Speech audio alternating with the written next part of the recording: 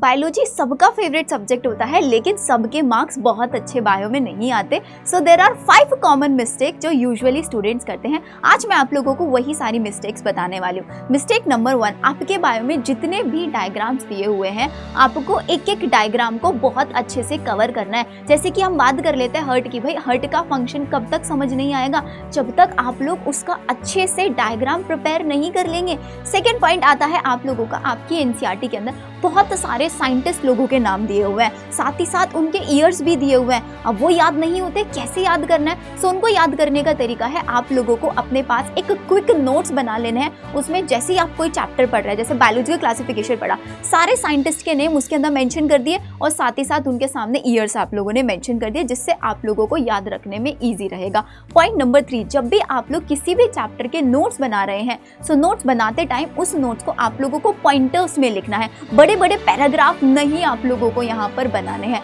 Next आप लोगों का द पॉइंट नंबर 4 जो आप लोगों को याद रखना है, जितने भी एग्जाम्पल्स है, जैसे मॉर्फोलॉजी चैप्टर है, उसके अंदर बहुत सारे एग्जाम्पल्स दिए हुए हैं। ऐसे ही आप लोगों के कुछ छोटे छोटे ऐसे बहुत सारे पॉइंटर्स होते हैं जो हमको क्रैमिंग करना पड़ता है। कॉन्सेप्ट्स तो हमें याद हो जाते हैं, लेकिन क्रैमिंग वाले पार्ट को आपको याद रखने का तरीका होता है कि उनके भी आप लोगों को शॉर्ट नोट्स बना ले हैं। एंड द लास्ट पॉइंट जो आपको ध्यान रखना है, जो भी आपके डिफिकल्ट कॉन्सेप्ट्स हैं, जैसे कि आप लोगों का ब्लड क्लोटिंग का कॉन्सेप्ट है, तो ऐसे प्रोसेस को आप लोगों को फ्लो चार्ट्स के थ्रू पढ़ना है। अगर आप लोगों ने इन 5 पॉइंटर्स का ध्यान रखा, तो जैसे मैंने अपनी 12th क्लास के अंदर 99% मार्क्स अटेन किए थे बायो सब्जेक्ट के अंदर, आप भी ये कर सकते हो। सो किसको ये टिप्स अच्छी लगी, let me know in the comment section. Okay then.